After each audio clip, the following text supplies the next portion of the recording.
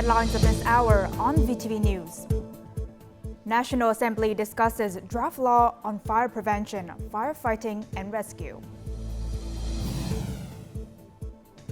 Vietnamese enterprises face challenges in meeting EUDR. And in our world news, UN Security Council asked to meet on North Korea missile launch.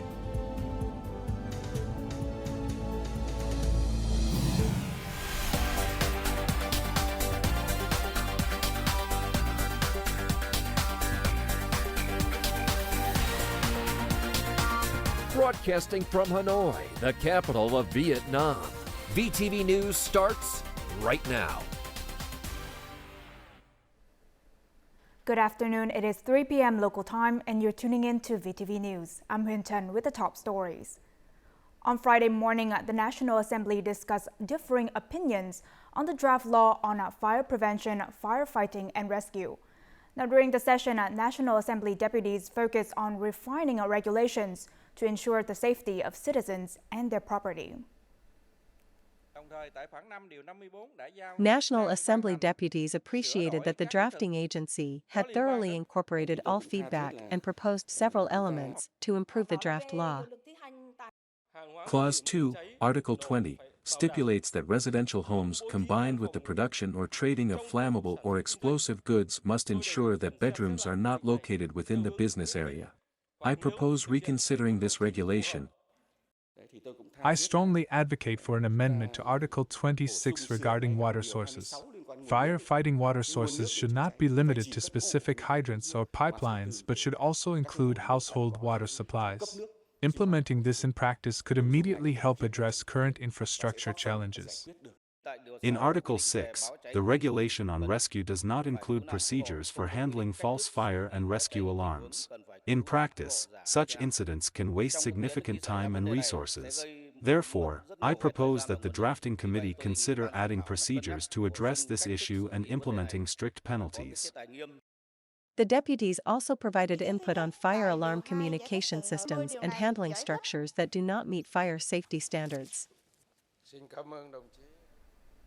Prime Minister Phie received Qatari Minister of Communications and Information Technology Mohammed bin Ali bin Mohammed Al Manai in Doha on Thursday. The Prime Minister expressed hope for scientific-specific cooperation projects in areas such as cybersecurity and the construction of national and specialized data centers. He requested Qatar to provide preferential loans, technology transfer, and human resource training for Vietnam in these fields. On his part, the Qatari Minister of Communications and Information Technology noted that Qatar is ready to invest in Vietnam's semiconductor industry and data centers, and will create opportunities for Vietnamese businesses to operate in Qatar. Prime Minister Phie welcomed the Qatari minister's proposal to jointly establish a Vietnamese digital technology enterprise center in Qatar, aimed at providing products and services not only for Qatar, but also for the wider region. He urged the Ministers of Information and Communication from both countries to urgently coordinate to realize this proposal soon. Now, in the first 10 months of this year, 6 product groups recorded a trade surplus of over $1 billion. These include wood and wood products, fruits and vegetables, coffee, rice, shrimp, and catfish. According to the Ministry of Agriculture and Rural Development, the total export surplus for the agricultural, forestry, and fishery sectors exceeded $15 billion, up 62% compared to the same period last year. The United States and China remain the primary export markets, followed by Japan. Vietnam also imported agricultural, forestry, and fishery products valued at nearly $37 billion, an 8.5% increase, indicating a strong recovery in production activities. Vietnam's agricultural exports continue to grow robustly. In October alone, the export value of agriculture, forestry, and fisheries reached an estimated $5.9 billion, bringing the total for the first 10 months to over $51 billion. This figure is expected to exceed $60 billion by year-end. The Ministry of Agriculture and Rural Development reports significant year-over-year increases, with forestry products up nearly 19%, seafood over 17%, and agricultural products showing a 4.2-fold rise. Asia remains the largest market for Vietnam's agricultural, forestry, and seafood exports, accounting for over 48% of the market share, followed by the Americas and Europe. The United States, China, and Japan are the top export destinations, with the U.S. market exhibiting the strongest growth. Now, in the final months of the year, the agricultural sector expects to reach an export milestone of 58 to 60 billion US dollars. The EU's decision to postpone the implementation of its anti-deforestation regulations offers a favorable opportunity for sectors like rubber, coffee, and wood to boost exports and have an extra 12 months to prepare for compliance. The delay is particularly beneficial for Bình Định, a province ranking 4th nationwide in wood and wood product export revenue. This company has secured orders from the European market through the second quarter of next year. However, the biggest challenge it's currently facing is managing orders once the deferred implementation period of the anti-deforestation regulations expires. Over 50% of businesses in Bình Định province export to Europe. However, in recent months, while there are still export orders for December, orders for January, February, March, and April next year face extreme challenges and risks. If certification is insufficient, European clients may be hesitant to accept the goods. Contracts have already been signed, so insufficient time for delivery could pose significant risks. The EU's traceability requirements for raw timber demand specific geographic information. Timber must include the precise location of its source, allowing the EU to verify if the harvested area has sustainable forest management certification or is involved in deforestation or forest degradation. Vietnam's timber supply chain presents a challenge due to its complexity, involving many small-scale households and traders. The current mechanisms for inspecting and monitoring transactions between these parties are insufficient, making traceability a significant hurdle. We have established a specialized team to offer guidance across the 3 regions, which are the North, Central, and South of Vietnam. In each region, a pilot company will receive guidance from this team to meet EU deforestation regulations. Under the EU deforestation regulations, land use legality poses a challenge for smallholder farmers due to their often fragmented plots. To address this, a national forest database is crucial, along with streamlined land use practices for farmers. The Vietnam International Agriculture Trade Fair 2024 opened in Cần Thơ City on Friday. This year's fair takes place from until November 5th and features nearly 400 booths from 100 units and businesses. The annual event promotes the organizing locality's development potential to both domestic and international businesses. Exhibits include high-tech agricultural machinery and equipment, production and processing lines, and supporting products for agriculture. The fair also features agricultural materials, technology for high-tech agriculture, and post-harvest preservation techniques. It highlights achievements in the agricultural sector, industry, ecotourism, and distinctive agricultural products, including OCOP items. Additionally, activities such as planning conferences for the local agricultural sector or workshops introducing microbial products in Vietnam will also be held. Vietnam's e-commerce sector has consistently maintained high growth rates of 20 to 25% annually, according to the e-commerce department. A decade ago, the retail e-commerce market in Vietnam was valued at $2.2 billion US dollars, but by 2023, this figure reached $20.5 billion US dollars, accounting for 8% of total retail sales of goods and consumer service revenues nationwide. In international markets, e-commerce enhances access to and delivery of goods to customers. And this is further supported in Vietnam thanks to the country's participation in numerous bilateral and regional free trade agreements. Now, before we move on to other important updates, let's take a look at the foreign exchange rates of today, November 1st.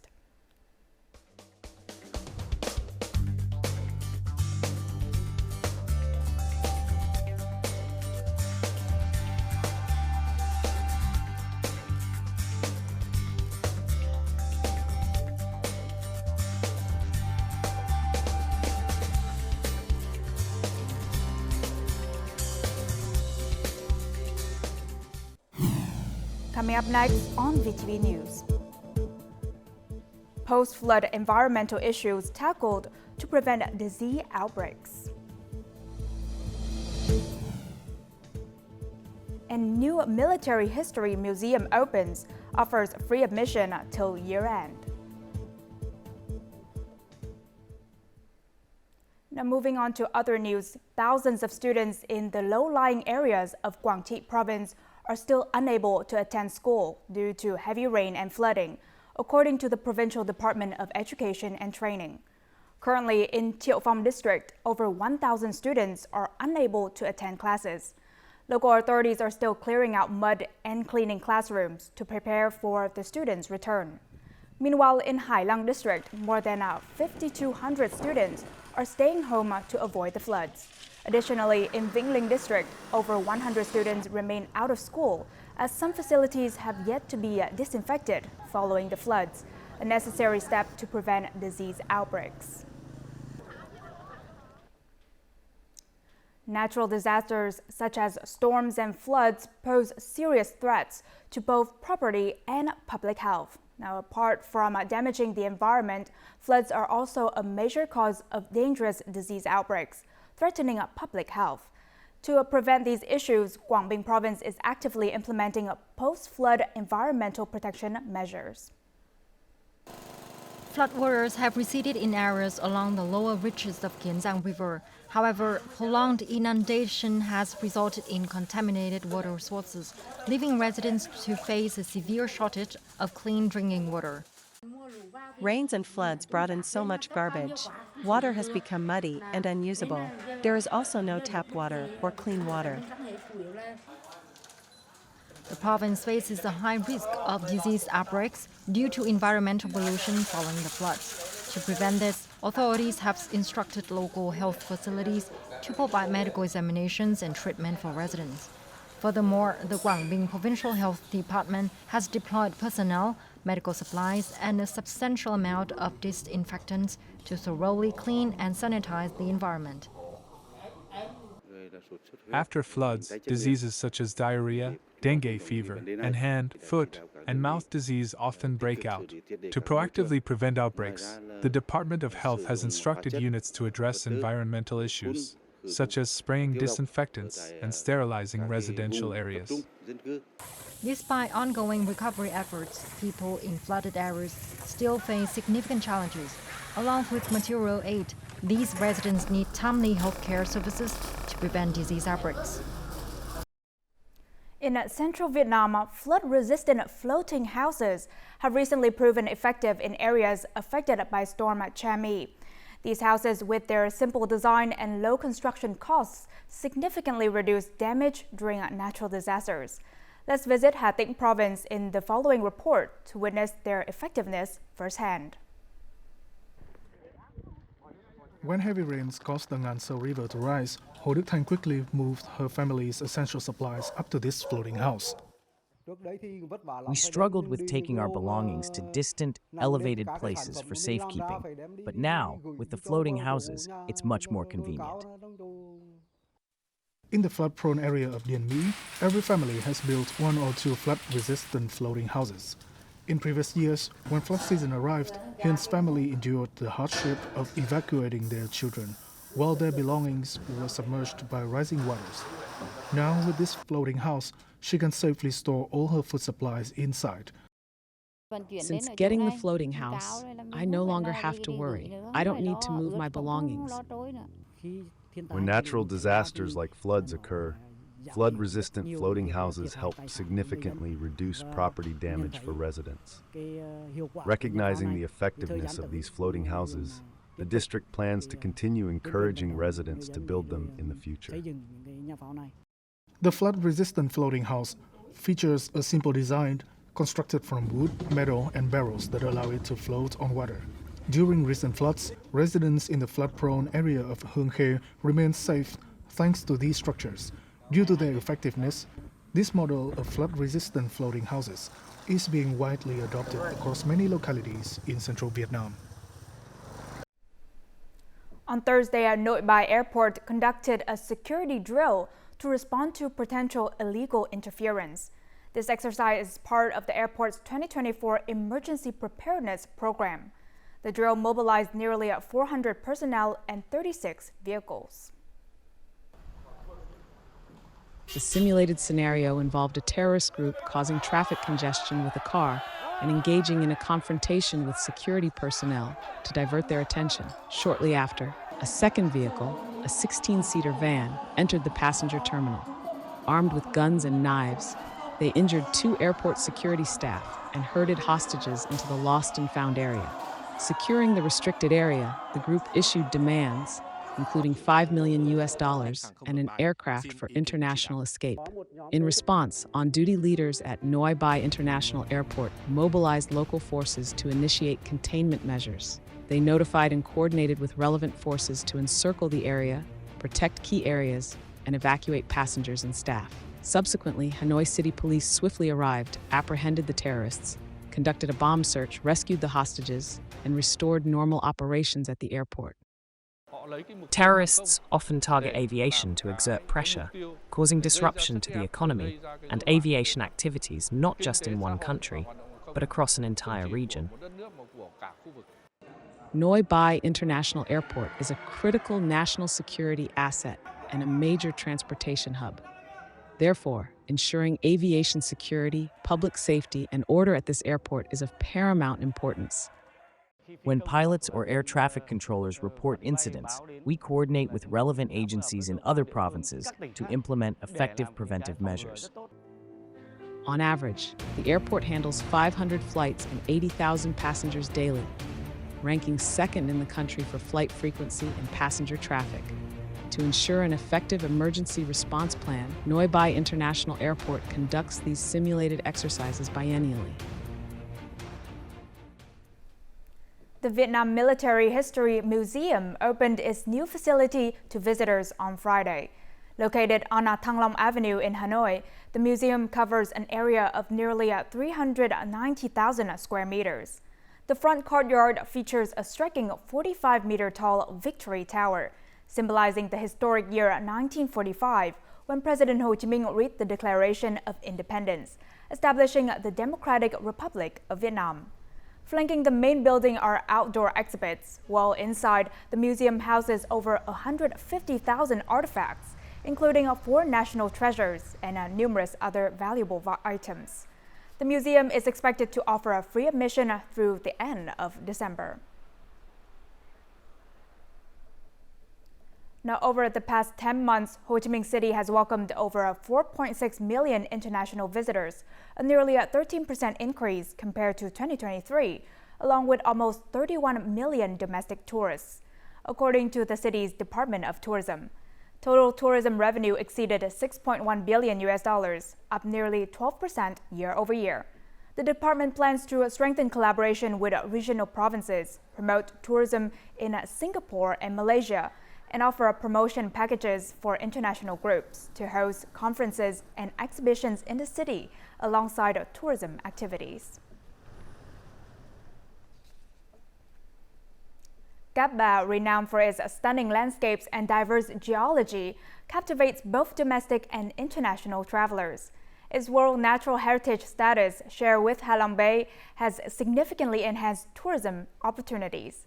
Hai Phong City now aims to develop a green and sustainable tourism brand for Cat Ba, leveraging its natural potential. Trekking through Cat Ba National Park, a World Biosphere Reserve, has become increasingly popular among tourists. Visitors are amazed by its diverse ecosystem and well-preserved pristine landscapes. We've gone to, I think, about 30 of the national parks. And we like to get out and hike. The trail was a lot more rustic than we're used to, just because of the amount of people that use the trail. It's a beautiful island, and it was a really, really nice trek across the island. Additionally, a green and clean Cat Ba, free from plastic waste and dust, leaves a lasting impression on visitors.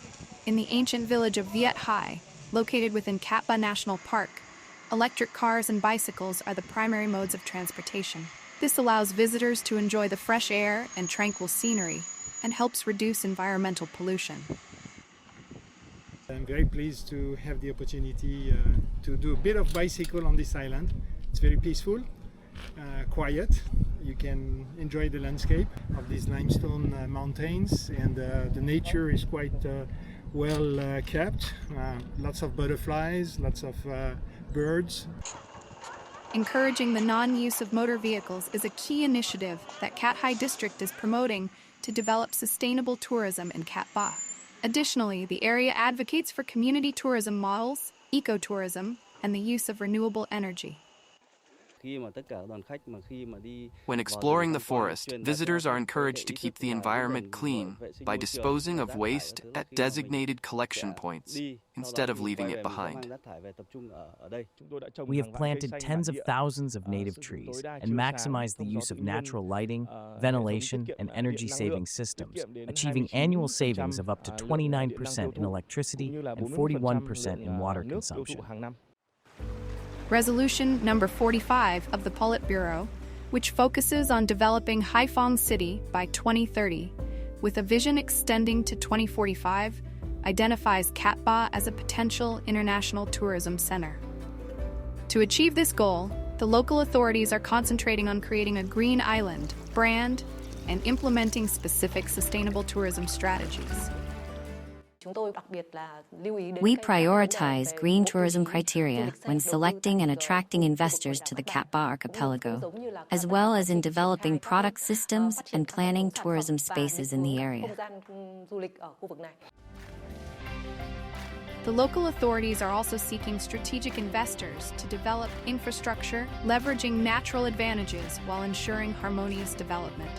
This approach aims to help Cat Ba reach its goal of welcoming 3.6 million visitors this year and build an increasingly attractive, sustainable tourism brand. Coming up next in our world news. UN Security Council asked to meet on North Korea missile launch. And deadly Hezbollah strike hits northern Israel.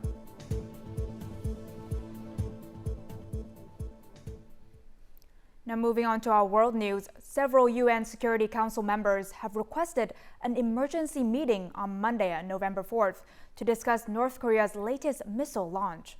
According to Japan's defense ministry, the missile launch by North Korea stayed in flight for a record 86 minutes to reach an altitude of more than 7,000 kilometers. It traveled 1,000 kilometers before splashing down about 200 kilometers west of Okushiri, a Japanese island near Hokkaido, outside Japan's exclusive economic zone. The Japanese cabinet chief warned that this missile may exceed a range of 15,000 kilometers if launched on a standard trajectory, depending on its payload. Meanwhile, North Korea confirmed that it had successfully tested the Hwasong-19 intercontinental ballistic missile and had achieved an irreversible state in developing nuclear weapons delivery vehicles. Hezbollah forces in Lebanon on Thursday launched a fierce attack on northern areas of Israel. Israel confirmed that Hezbollah's attack killed 7 Israeli civilians, marking what appeared to be the deadliest day in the past year.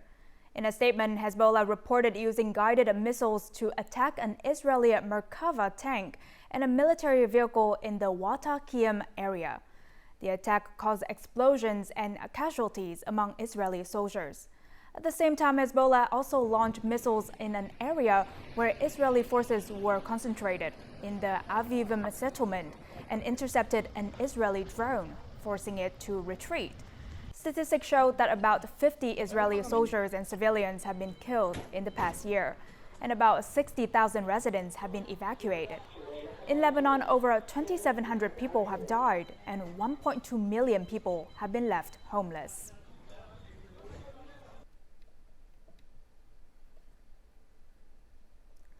world's first wooden satellite, built by Japanese researchers, is set to launch into space next Tuesday, November 5th.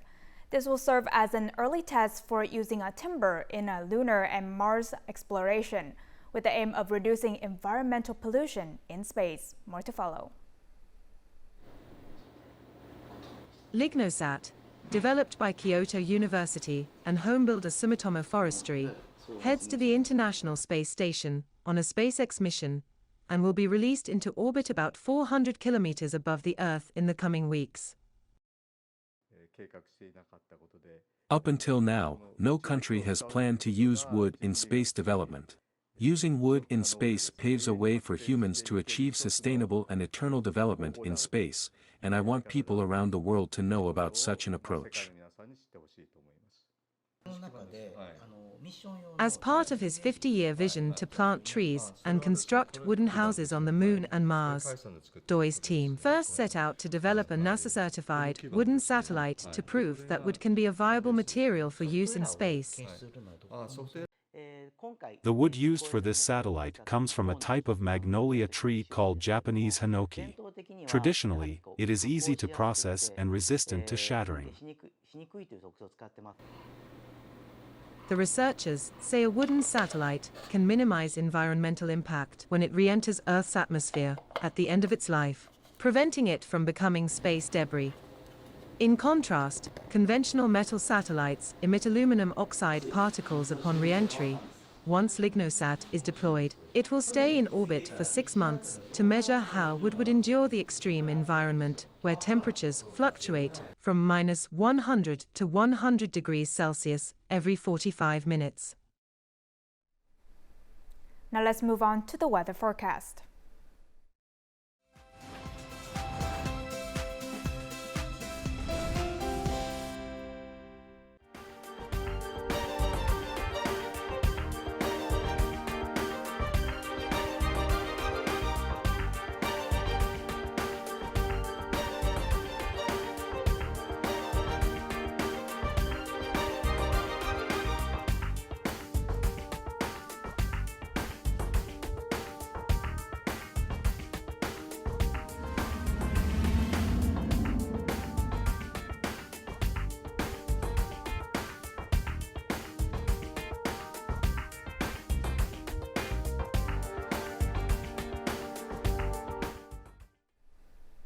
And that's all the news we have for this hour. To rewatch our program, you can download our mobile app VTVgo or check out our YouTube channel VTV4Go. Thank you for watching and see you next time.